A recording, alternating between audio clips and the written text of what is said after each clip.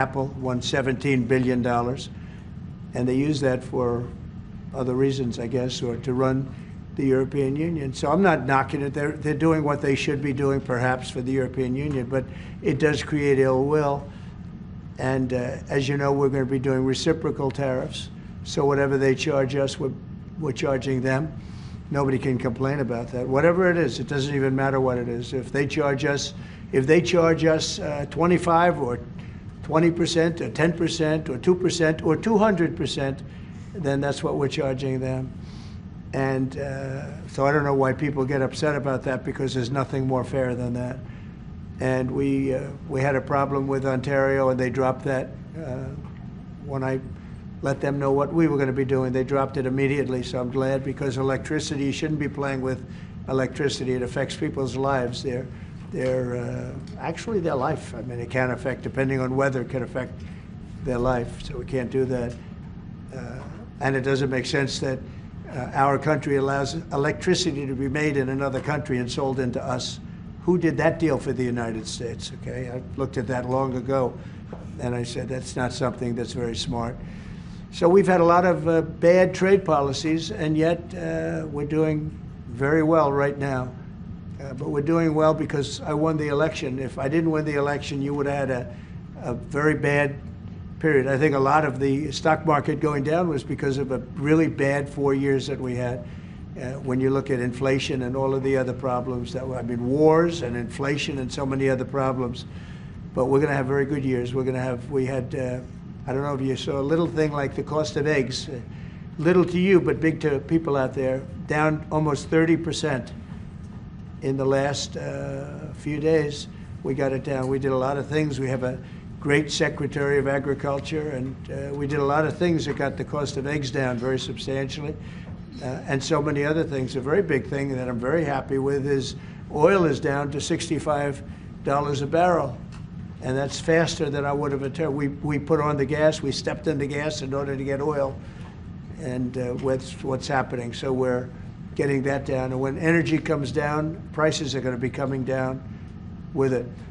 So in a very short period of time, we've done a very good job. And I think that the tariffs that we're talking about, and again, reciprocal, I think that the tariffs, there are some cases where they're a little beyond reciprocal, because we've been abused for a long time as a country. We have been abused really for a long time, and we will be abused no longer.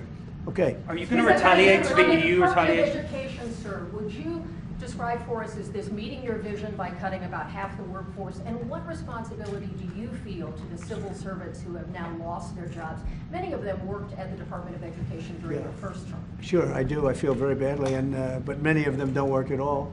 Many of them never showed up to work. Many of them never showed up to work, Kelly, and unfortunately, and that's not good. And when we cut, we go, and that's what I had a number of meetings with a lot of people over the last couple of months. When we cut, we want to cut, but we want to cut the people that aren't working or not doing a good job. We're keeping the best people. And Linda McMahon is a real professional, actually a very sophisticated business person. And she cut a large number, but she kept the best people. And we'll see how it all works out. But our country was run very badly. I mean, whether it was that or contracts that were signed that was so bad, so obviously bad, and I go through them in speeches. I could go through them all day long. I could read for billions and hundreds of billions of dollars, and all of that fat and waste and fraud and abuse is being taken out. But it's incredible what's happened. Now, Department of Education's, maybe more so than any other place, has a lot of people that can be cut. They're, number one, not showing up to work. Number two, they're not doing a good job.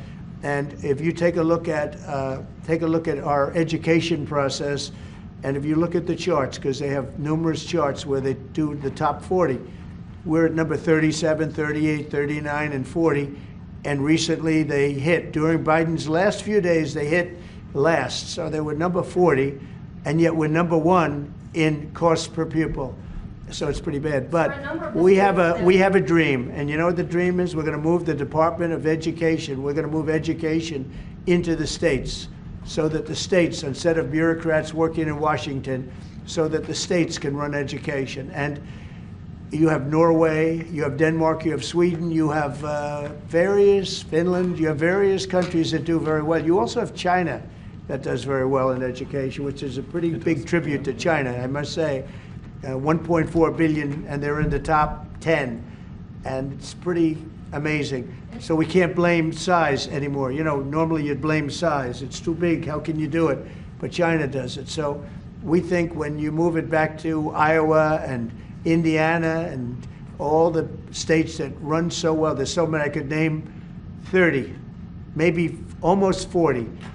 Those will be as good as Denmark, those will be as good as Norway, and they'll be as good as any of these. I believe they'll be as good as any. Now then you're going to have 10 that won't be so great. You're going to have 5 that will not be good at all, but we'll work with them and we'll get them to be good. But what we want to do is always school choice, but we're going to do school choice, and we're doing it. But we want education to be moved back where the states run education, where the parents of the children will be running education, where governors that are doing a very good job will be running education, not run. I drive through the city and I see like so many buildings, Department of Education, Department of big buildings, and by the way, they're empty. Nobody shows up to work. So I think Linda did a very good job. Mr. President, do you have a meeting with Vladimir Putin scheduled or a conversation? What would be your message I to won't him? comment on that, but we had a great success yesterday. We have a full ceasefire if it kicks in. We have to see. It's up to Russia now. But we've had a good relationship with both parties, actually, and we'll see. We'll be knowing people are going to Russia right now as we speak, and hopefully we can get a ceasefire from Russia. And if we do, I think that would be 80% of the way to getting this horrible bloodbath finished. It's a bloodbath is taking place over there. On average, 2,000 to 3,000 young people a week are being killed in that stupid war that would have never happened if I were president. So we have people going over there. Mr. VP, do you have anything to say about it? Because you're very much involved. What's going to happen? Well, we've got some conversations that are happening on the phone and in person with some of our representatives over the next couple of days. As the President said, we think that we're in a very good place where the Ukrainians have agreed to a ceasefire, and we're now going to see whether we can get the Russians to agree to a ceasefire too, and we'll certainly have news on that when we find out that news. Are you confident that Vladimir Putin will keep the ceasefire, considering that he's broken them in the past? We haven't spoken to him yet with substance, because we just found out and we just were able to get Ukraine to agree. So we're going to know very soon. I've gotten some positive messages, but a positive message means nothing. This is a very serious situation. This is a situation that could lead to World War III. And Biden should have never let it happen. Incompetence allowed this to happen. This shouldn't have happened. October 7th in the Middle East should have never happened with Israel. The horrible leaving, the way they left Afghanistan should have never happened. Inflation should have never happened. You know, we have great inflation numbers, by the way, just got released. Inflation is way down, and it's based on what we've done, and we've done it in a very short period of time. You know, we had virtually no inflation. For 4 years, we had almost no inflation, and when these characters took over, we went from no inflation to the worst inflation probably in the history of our country. So it's very interesting. Go ahead. Are you going to retaliate against me? And by the way, I have to speak of inflation. I love these socks. What's with these socks? It's an honor of the Taoiseach. I'm trying to stay focused, but I'm very impressed with the VP's socks. That the United States is recognized as having such an important role in the peace process, and yet half the parties from the Northern Ireland government have decided not to come to St. Patrick's Day celebrations. They haven't, what? They haven't come over, they're boycotting the St. Patrick's Day celebration. What are they boycotting? They are talking about your position on Gaza as one of the reasons why they Oh, I haven't heard that. I really haven't heard that. Look. Can I just say, I got to pay Yeah. tribute to the President on the peace initiatives. The one thing we've learned in Ireland about the peace process that you've just spoken about, and I recall back in the early 90s, when the first tentative steps to get peace in Ireland, people criticised people like John Hume or people like Albert Reynolds, the then Taoiseach. But they kept going. And when we got that ceasefire in 1993, okay, it took a number of years to get the comprehensive peace settlement. But again, the guns more or less largely went silent. The war in Ukraine is a devastating war on young people. And I think that very simple, straightforward narrative is to be commended. We all have children. We would be shocked at the prospect of young people losing their lives in that number, be they Ukrainian, be they Russian, whatever. Anything we can do to stop the violence, I think, is an extremely positive day. And there will be all sorts of people having qualifications on it and all the rest of it. It's our job then to work on it and to try and build it, Europe, US and everything. I will say, and thank you for that, but I will say, last week 2,500 young people died while we sit here and talk. Yeah. And while they talk about peace, but they've been talking about peace. This should have never happened. This war should have never happened. It would have never happened if I was president. That's what makes me more angry than anything else, because you've had far more people die than they report, than these people report, for whatever reason. But you had far more people. The numbers are far more devastating. You'll find that out someday. And it doesn't affect you very much. They're not Irish, and they're not from my country. They're from Russia mostly, almost all from Russia and from Ukraine. And people could say, why are you doing this? Why are you involved in that? Because 2,000 people a week are dying. And they have families, and they have mothers, and they have fathers, and they have sisters, and they have brothers and friends. And they're dying. And I've seen the pictures, the satellite pictures that we see all the time. And it looks like Gettysburg in its prime, because that was, they say, one of the most horrific battles ever. You have kids lying all over these fields that are dead, because the weapons today are unbelievable, between drones and various types of guns. I'm not even talking about beyond that with the big babies. You understand what I mean? I hate to even mention the name, the nuclear name. I hate to mention it. But you have weapons today that are so powerful. And I see kids every week. I see pictures of kids laying all over the field dead. They're dead, beautiful kids, they're dead. And they're not from here and they're not from where you are, but he's working very hard. We're all working hard to get this thing finished. It's crazy over nothing, and it's not going to go anywhere. It's just a terrible situation. And I think we have a chance to get it done. So we've gotten half of it as a ceasefire, and if we can get Russia to stop, then we have a full ceasefire, and I think it'll never go back to war. I think something will happen. Can I ask you about Ireland's relationship with Israel? There's been a lot of talk recently. The government are looking to bring in what's called the Occupied Territories Bill, which would ban goods from occupied territories. I know you met with Prime Minister Netanyahu recently. Did Ireland come up in that conversation? Did he raise any concerns about the Irish government? One thing I'll tell you, you're not from Israel, that's for sure, huh? She's definitely not from Israel. It's an interesting question coming from you. We talk about everything. Israel has been under siege, as you can see, and they had to fight back. October 7th was a terrible thing. People don't like to mention it, but it was a terrible, terrible day in the life of the world. And it's amazing the way people don't mention that, but it was, I've never seen anything like it. Those are other clips I get to see. You know, as president, you get to see clips that you'd rather not see, but I see clips, and that was a terrible day for the world. And we're working hard with Israel. We're working hard to see if we can solve the problem. I will say I just saw 10 hostages, and they were treated really badly. They were really treated badly. I was shocked. I asked them, was there any kindness shown? They were in there. One was in there for 500 days. One was 323 days. I said, was there any, 10 of them, I said, was there any kindness displayed? Like, did they ever, like, say, don't worry, you'll be okay? Or give you a little wink, or give you, like, an extra slice of bread or something? And everybody said, all of these people said, zero. It was hatred. It was pure hatred. So, I mean, that's a very deep-seated problem. Could you give the Taoiseach some advice? Ireland is in the midst of a housing crisis now, and I know you have a lot of experience as a businessman. How can the state build tens of thousands of houses at speed? You know why they have a housing crisis? Because they're doing so well. They can't produce houses fast enough. That's a good problem, not a bad problem. That's a very good answer, President. Congratulations. No, it's true. Will you put more tariffs on the EU, Mr. President? Mr. President, will you? Everybody should have that problem. That's okay. Will you put They're more gonna tariffs do- on the EU? I know this gentleman. He'll get it solved. Will you put more tariffs on the EU? Will you respond to their retaliation? Oh, of course I'm going to respond. You will The retaliate with problem more is our tariffs. country didn't respond. Look, the EU was set up in order to take advantage of the United States. Including Ireland? Is Ireland taking advantage of the US? Of course they are. I can't, I have great respect for Ireland and what they did, and they should have done just what they did.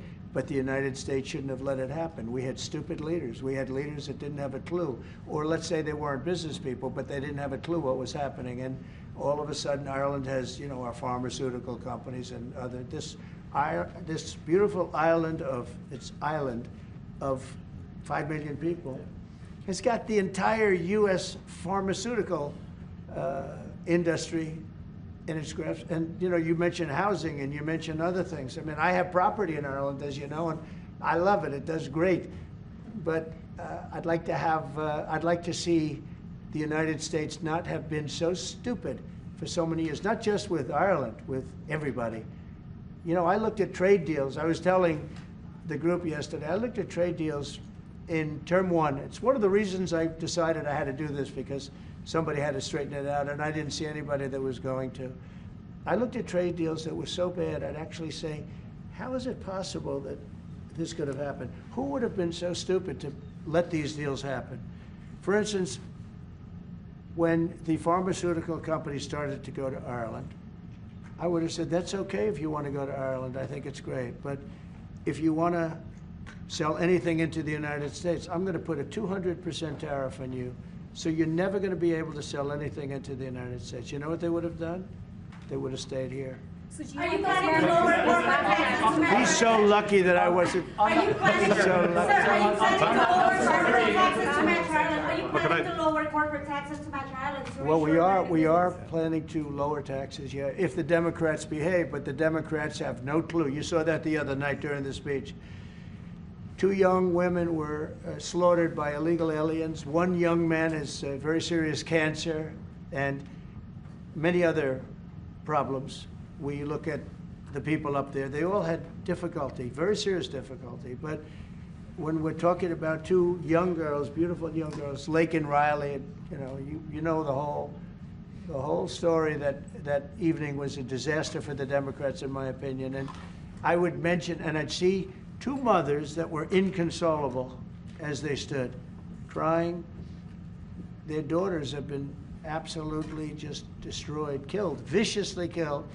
And the young man who loves the police departments, he had cancer and has cancer, very bad cancer. There wasn't from people sitting there, Democrats, there wasn't a hand clap. Nobody stood. They were just stone-faced. These people are sick. There's something wrong with them. There was no standing for anybody. The only thing they liked is when they heard about the death taking place with Ukraine. They were happy about that. They were happy about that. Pocahontas was very happy. She's the one that was slapped. That's why I looked at her. I said, oh, it's Pocahontas. These people are sick. They don't know what's happening in the real world. The Democrats have to get their act together. And if they don't vote, then what you're going to do is you're going to have taxes that are going to go through the roof. You're going to have a very bad time. You're going to have some very bad things happen. And people are going to blame the Democrats. And Schumer is a Palestinian, as far as I'm concerned. He's become a Palestinian. He used to be Jewish. He's not Jewish anymore. He's a Palestinian. Okay. On tariffs, there's been a lot of on and off, some inconsistency. There's no inconsistency, only with NBC, which is one of the worst networks on television, by the way. Let me just tell you the inconsistency. I have the right to adjust. And I was called by the automakers, as an example, General Motors, Ford, etc., the big 3, the big 4, and they asked me to do them a favor. Could I delay it for a period of 4 weeks so that they're not driven into a little bit of a disaster for them? They actually love what I'm doing, but they had a problem. And I'm not like a block that just, I won't delay. It's called flexibility. It's not called inconsistency. It's called flexibility. And I think you want me to be flexible too. Is flexibility going to be your ongoing view towards? Sure, I'll always have flexibility, but there will be very little flexibility once we start. April 2nd is going to be a very big day for the United States of America. The United States of America is going to take back a lot of what was stolen from it by other countries and by, frankly, incompetent U.S. leadership, grossly incompetent. I gave you an example of Ireland. I would have never let that happen. Impossible for that to have happened. But we're going to take back our wealth, and we're going to take back a lot of the companies that left are coming back. If you haven't read, we have the biggest computer chip company ever, has virtually all of the market. I didn't call them, they called me. And they called for two reasons. Number one, we had a great election of somebody that they want running the country. And we won in a big mandate. We won every swing state. We won by millions of votes.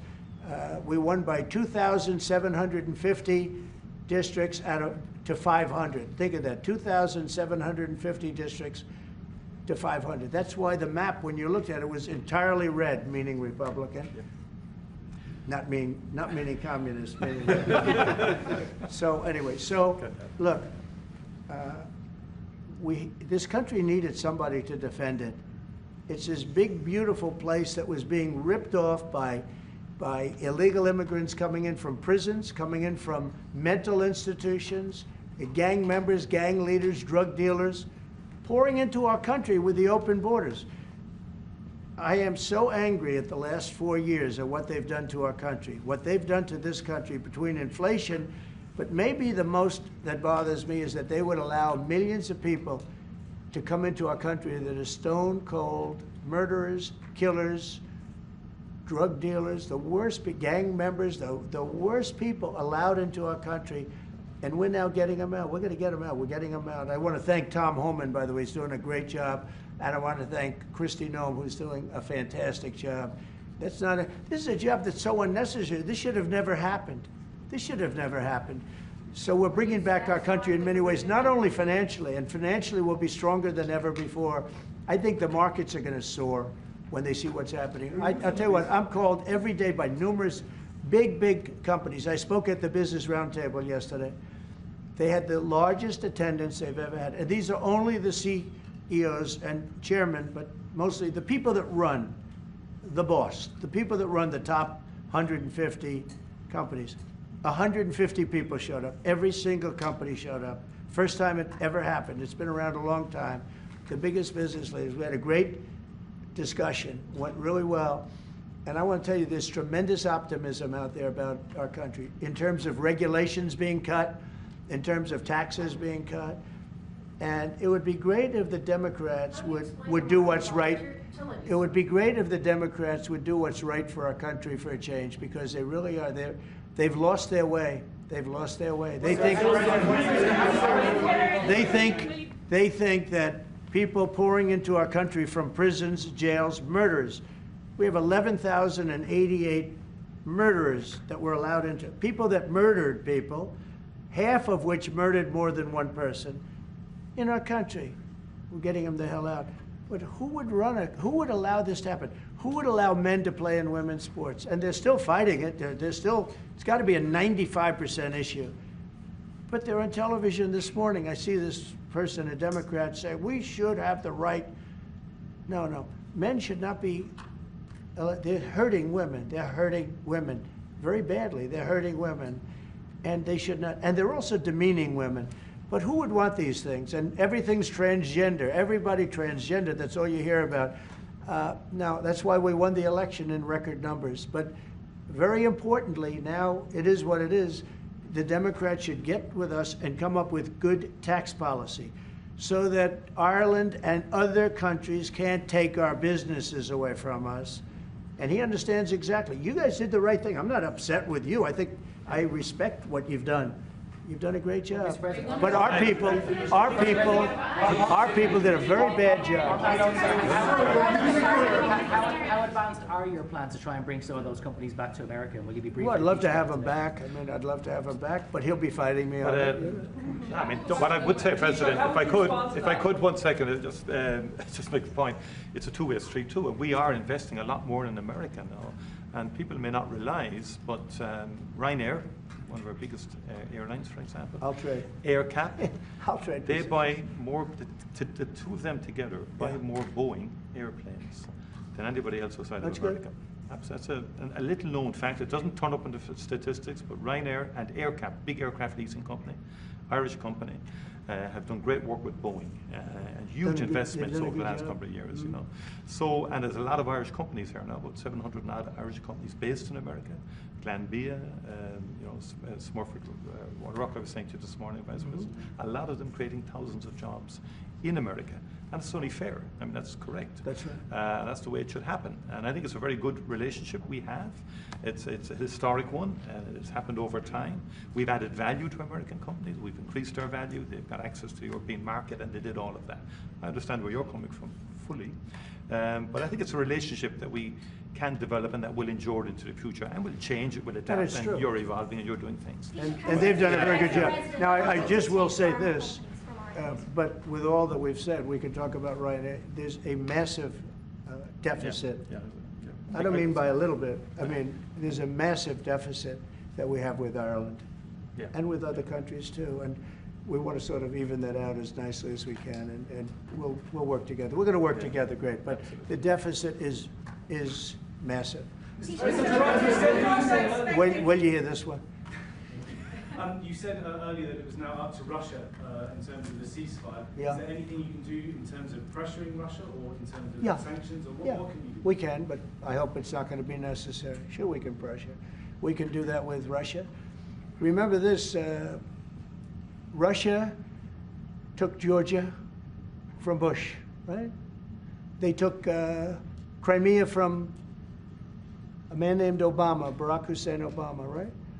They tried to take the whole thing from Biden. They're going for the whole ball of wax. Who was the only one that never took anything from? Trump. And in fact, I'm the one that stopped Nord Stream 2, the pipeline, the biggest pipeline anywhere in the world. I stopped it. It was dead. And then Biden got in and he approved it. Nobody mentions that. What I did to Russia was very tough. I was the toughest ever. But nope, they never took anything from me.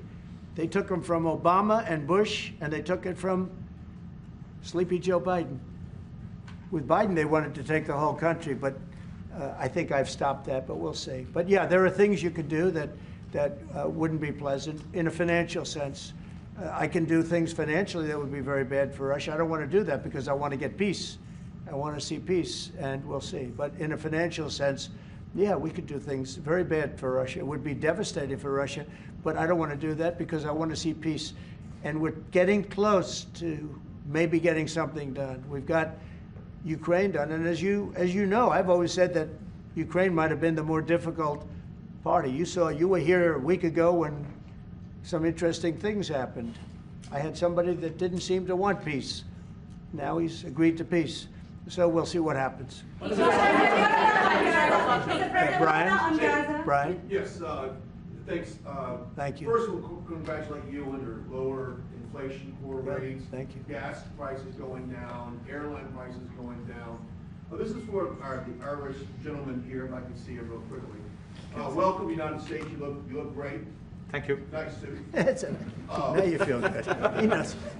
What's coming next? Ran on MAGA, Sorry? Make America Great Again.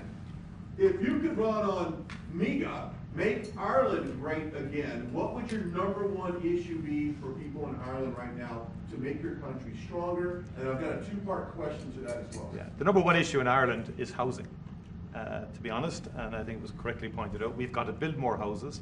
We've got to build them faster to give the young people of Ireland an opportunity to afford to buy a house or to afford to rent a house.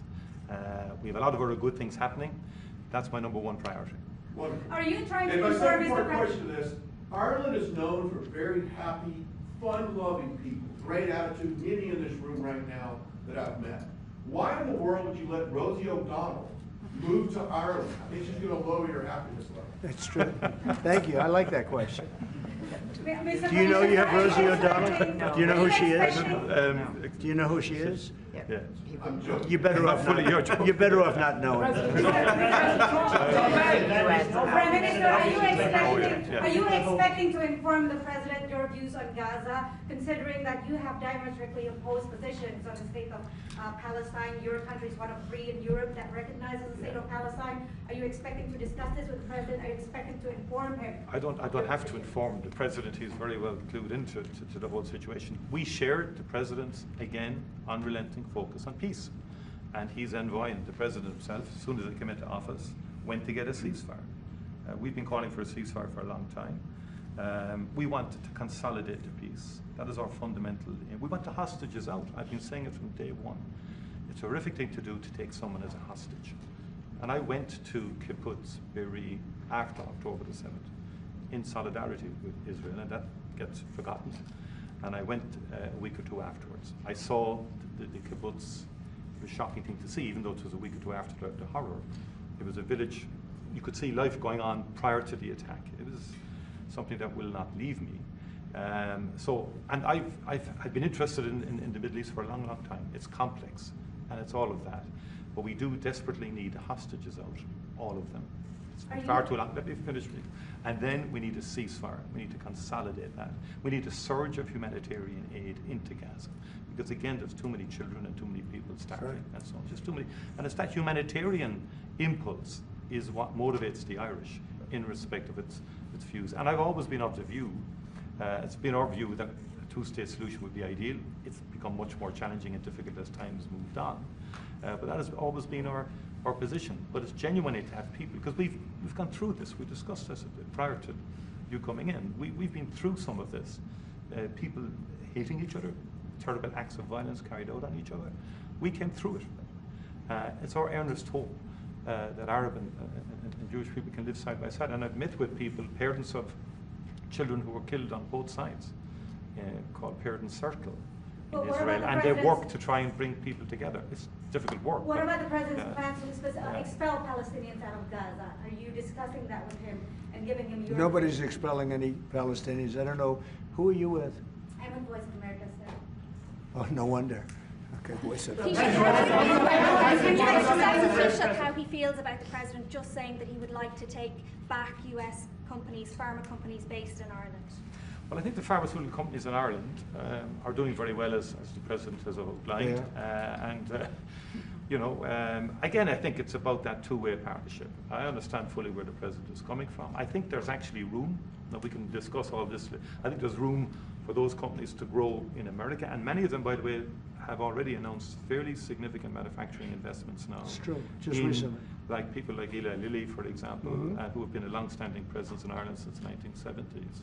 I spoke to the CEO recently. He's great. Great guy. And he's announced, I think, about a $50 billion investment in America. New plans. But there's big investment, they've had big investment in Ireland. Ireland has served them well too, The workforce is very strong. It's an educated workforce. They've delivered well. During COVID-19, a number of CEOs said to me, a lot of the plants in Ireland were the only plants that never closed for a single day during COVID. Not a single day. Productivity is good and so on like that. But look, there swings around. Mr. President, thank you so much. You spoke to Vladimir Putin for quite a while. Yes. So I want to know your assessment. When you take this deal to him now, how do you assess the chances of Putin? I have no assessment, and I don't go by chances. I think it makes sense for Russia. A lot of downside for Russia too, and we have a very complex situation solved on one side, pretty much solved. We've also discussed land and other things that go with it. We're not just doing it and saying ceasefire. We don't know what's happening. We know the areas of land we're talking about, whether it's pulled back or not pulled back. We've discussed a lot of the details of what has to go because we don't want to be wasting time. We don't want to be wasting time while people are dying. I mean, as we're sitting here, you probably had 2 people die on that very open field. It's dead flat. It's great farmland, and it's dead flat. There's no protection. The only thing that stops a bullet is a human body. And these are bodies that are young people, and they're stopping a lot of bullets because a lot of bullets are flying across those level fields. Dead flat, no protection whatsoever. It is a disaster. And so I hope he's going to have a ceasefire. You are using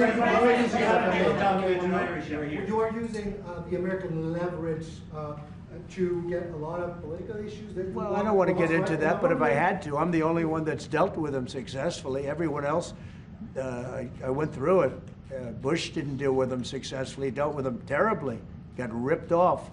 And Obama was a disaster. You know, they have with Obama, he gave them sheets, and I gave them anti-tank missiles. You know that, right? It's called Javelin. You know the Javelin? I'm the one that gave them the Javelins. People don't say that. And then they say, oh, Trump has a great relationship with Russia. I'm the one that gave him the Javelins. Obama gave him sheets. That's an expression. He gave sheets, I gave javelins. So, Mr. President, how worried should the undocumented Irish be about your administration that you don't round them up and send them home again? oh, I think the Irish love Trump. We won the Irish with a tremendous amount of vote. I want to thank you very much. We won in the 80s with Irish. I got the Irish vote. I think I have it locked up pretty good, unless I did something very stupid, like drained your company, your wonderful place of all of its companies.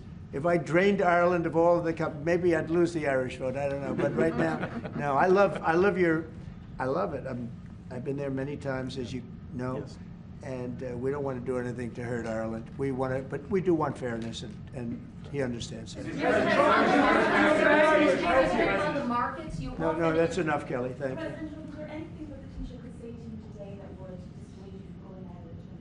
I can't hear. Mr. President, it's Irish American Appreciation Month. You've named it there. Who's your favourite Irish person?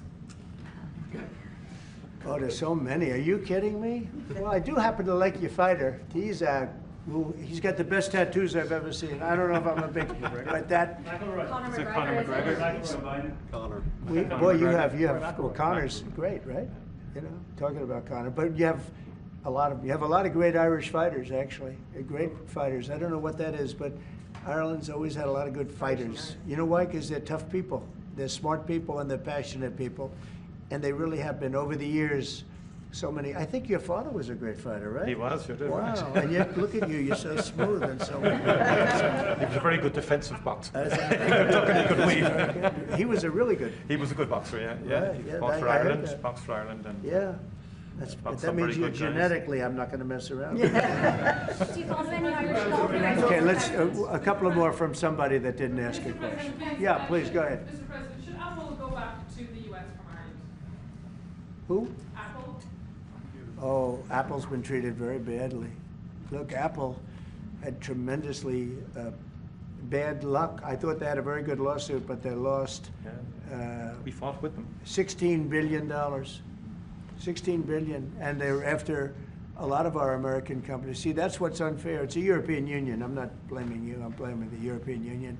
The European Union's gone after our companies, and Apple's a great company, and they have to give $16, $17 billion on a lawsuit that I didn't think was a good lawsuit. No, that's not good. No, the European, we have a problem with the European Union. They don't take our farm products. They don't take our cars. We take millions of cars, BMWs and Mercedes-Benz and Volkswagens and everything. We take millions of cars. I said to Angela Merkel at the time, I said, Angela, how many Chevrolets do we have in the middle of Munich? Why, none. I said, you're right, we have none. That's the way it is, we have none. No, I'm not happy with the European Union, I want to tell you. And, will you put tariffs and on we're cars? going to win that. We're going to win that financial battle. It's a financial on battle. European cars, Mr. President? Tariffs on European cars, is that something you're now considering? Oh, absolutely, I will do that. Yeah. Mr. President, Think of it, they have millions of cars coming in, millions and millions of cars. One of probably the largest. Japan's very big too, but and they don't accept our cars. We make great cars. They don't have our cars, but we have their cars. They don't have our farm products. We have the greatest farmers in the world. They don't accept our farm products, and we accept theirs. So, you know, things are going to change unless they do what they have to do, and they know what they have to do.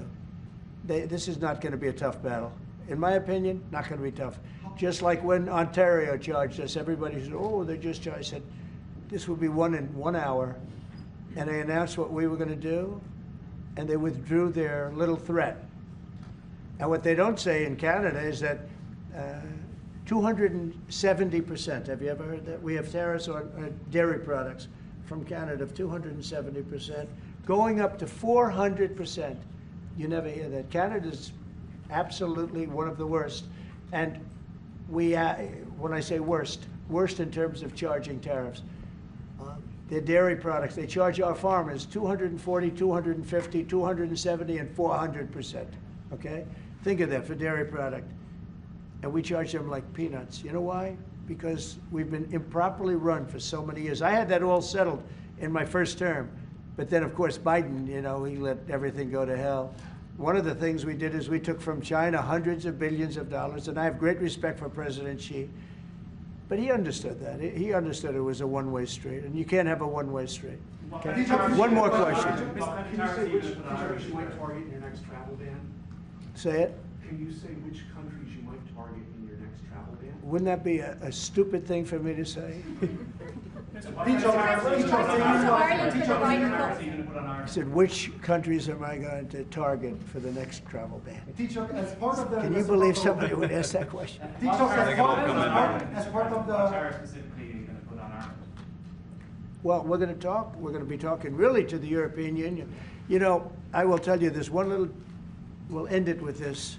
So I have a property, a big property in Ireland that you know well. It's one of the most highly rated hotels in all of Europe. It's beautiful. Doonbeg. It's a beautiful 600 acres on the ocean, and everybody knows it.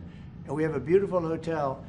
And I was going to do a project there, a big expansion of the place. This was when I was a civilian, before the presidency, before I even thought about the presidency. But I was going to do a really beautiful expansion of because it does very well. And I got the approvals from Ireland so quickly. They were so professional. They wanted it. You know, it's economic development, it's jobs, it's construction jobs, a big expansion, beautiful expansion. But I was told something that bothered me. They said, sir, you also have to get approved by the European Union. I said, why do I have to go to the European Union to expand a hotel that's in Ireland? They said, well, that's the way it is. I say, well, shouldn't that go fast? They said, no, it'll take at least 7 years. You gave me the approval in about 4 weeks. It was a beautiful, professional. If you took 4 years, you wouldn't have done a better job. You know, everything was done environmentally, everything. There's no reason to take very long. I had everything from Ireland in 4 weeks. And then I hired somebody. He said the process will be from 5 to 7 years. And I said, oh, really? And then I found out that they weren't playing games. Now think about how bad that is for your country. So that was my first experience with the European Union. And I dropped the project. I just said, I'm not going to do that. I'm not going to go 7 years to expand something. But I have to, I'll hand it to Ireland. You were so professional, so good. But I don't know why. European Union had to approve it. Yeah. And with them, it was deal. And that's the European Union. So it was a very bad experience I had. Just say, President, you have the distinction of being, I think, the only president that has physically invested in Ireland. That's through good. your Doonbeg. And it's been a good investment. And I mean, for anybody, you should go there. It's just stunning. I love this. No, I mean, even if you don't play golf, I mean, it is a stunning landscape. Yeah. Your people have restored it very well, and our people are going to continue to work with you on that piece to do it all sort of effectively and so on. They've had a great relationship. But it is great, and the local people. My local councillor, Rita McInerney, texted me last week to say, tell President Trump to thank his family for the way they've worked with the local community and for the work that they've done.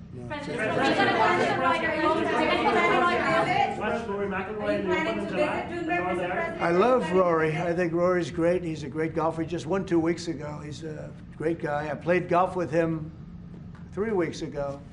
And he's really a fantastic player. He's in good form, too. When he played with me, he played very well, I can tell you.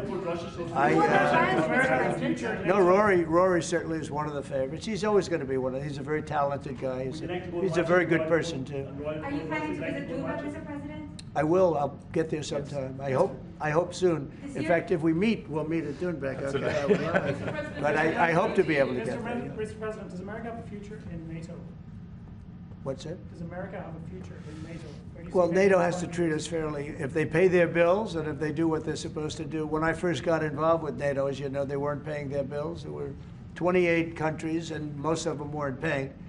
And I got them to pay. And they paid billions and billions of dollars. I made a certain statement that I'm not going to be involved with NATO unless you're going to pay your bills.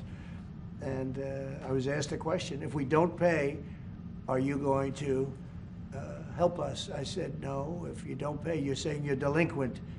A real estate term. You're delinquent. You're not paying your rent. You're not paying your bills. If you're not paying your bills, I'm not going to help. And everybody we took in, your Secretary General will tell you, he was very generous to me. He said, I've never seen anything like it. Money came in by the billions and billions and billions of dollars, and NATO became much stronger. Now, NATO's expended a lot of that money in fighting this horrible war. It's too bad they had to do that. But they had the money from me. I was the one that got people to pay. The countries, most of the countries were not paying, or they were paying a very small amount. So we'll see. But NATO can be a force for the good, absolutely. Would you like to see Ireland join NATO, Mr. President? That's up to Ireland. Well, do you think Ireland and the EU are too close? Do you think that perhaps, like you said, We are very close. No, Ireland and the EU. Do you think there's too close a relationship there? Do you think there needs to be a separation, like you said, if you can't get planning permission when you can get it in Ireland, but you can't get it in the EU? Do you think? Well, look, I can just tell you about my personal experience. That Ireland treated me very well, and the EU was terrible, and they stopped really a magnificent addition. It wasn't a big deal from the standpoint of the world. It wasn't like the things we're talking about now, but it would have been a very beautiful addition. And they stopped it, which is bad for Ireland. And I don't know why. I don't know why it would take 5 to 7 years to get something